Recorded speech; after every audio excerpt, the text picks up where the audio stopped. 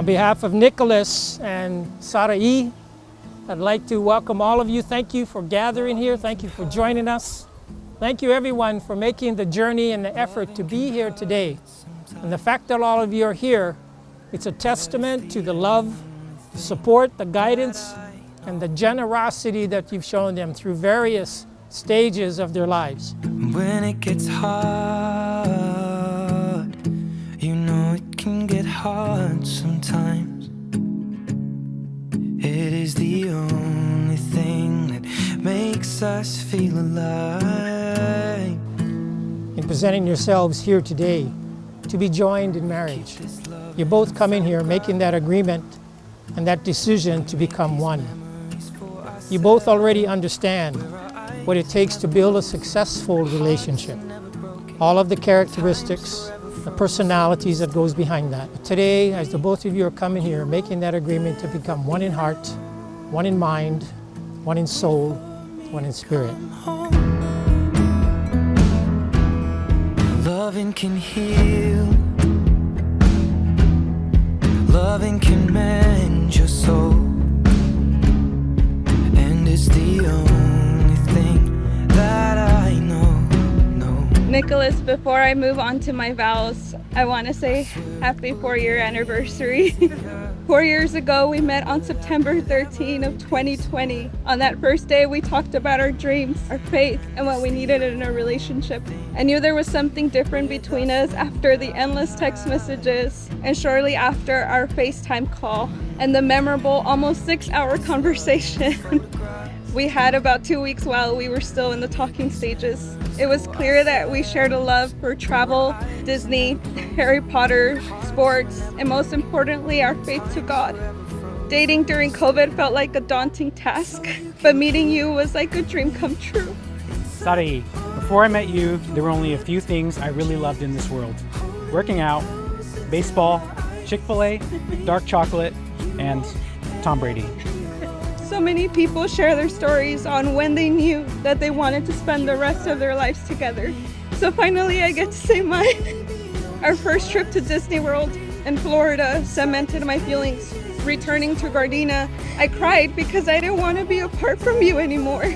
That day, I realized home has become you. You became my comfort when I'm anxious, the place I feel the safest. You not only became my person who I can imagine spending the rest of my life with you, because my definition of home became you. In that moment, I knew I loved you more than I have ever loved anyone.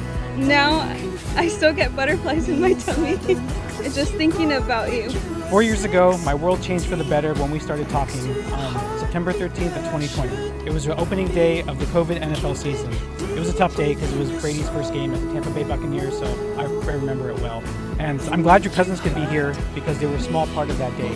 Your cousins were curious about why were you on your phone so much instead of watching the Packers game or playing with your goddaughter. Shout out to Robin. Ever since that first day, there was an undeniable connection. Talking to you was the easiest thing in the world. From our first date at Target a few days later, to our first kiss at Chick-fil-A shortly after that, to our Christmas trip to Disney World, as you mentioned, 3 months into dating, I knew that this was something special. Mi amor, I promise to never give up on us. I vow to watch college football and a Sunday and on Sundays with you. And I'll roll my eyes when Tom Brady makes a speaks. I promise to cheer you on when your favorite player plays during his golf season. I promise to let the Angels team grow on me. I promise to share our desserts, especially when cheesecake cravings hit. I will always be ready for any emergency, whether that's serious or buying concert tickets online or even booking our next flight. I vow to even love you more than I love for New York. I vow to be patient and honest and to give my adoring love to you. As we grow our family, I promise to work together as equal partners, always remembering the incredible person I'm marrying. And though we say until death do us apart, I know our souls are intertwined forever. I will always love you in every universe. Just as one of your favorite celebrity of all time once said, aka Tom Brady, I think sometimes in life the biggest challenges end up being the best things that happen in your life. Over the past 4 years, we've shared our victories and our challenges. but something that endures is our ability to never give up on each other. From the highest of highs to the lowest of lows, there's nobody else I would rather be studying with today. For now and for the rest of our days, I vow to continue our date nights, to spend quality time with each other, with you every day. I vow to never go to bed angry. I vow to let you leave the Christmas lights up until January. I vow to be your peace and your security blanket at the end of each day, because I know you need it sometimes. And most importantly, I vow to love you more and more with each passing day until the end of time. Looking back at everything we've been through together, I can honestly say this is true. And that's rare because I don't agree with Tom Brady. The challenges we've faced have only made us stronger and brought us together. Before I end my vows, I want to say this to you in the way when we first started dating. Mi rayito de sol, mi cielo, mi día comenzará y terminará contigo. You are my sunrise and my sunset. My day will begin and now start and end with you. I love you, 3,000 pumpkin. Today, our Ohana begins, and I promise you, it's going to be an incredible ride. So buckle your seatbelt, hold on tight, and never let go. Ladies and gentlemen, by the authority vested in me in the state of Hawaii, happy to pronounce them husband and wife.